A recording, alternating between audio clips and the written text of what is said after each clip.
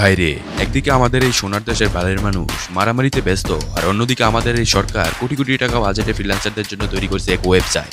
প্রথমে তো ওয়েবসাইটটি ওপেন করার পর আমি ভয় পেয়ে গেছিলাম, মনে হয়েছিল 2011 সালে টাইম ট্রাভেল করে চলে আসছি। ওয়েবসাইটটির কোনো জায়গায় ক্লিক করলে কোনো কাজ হয় না।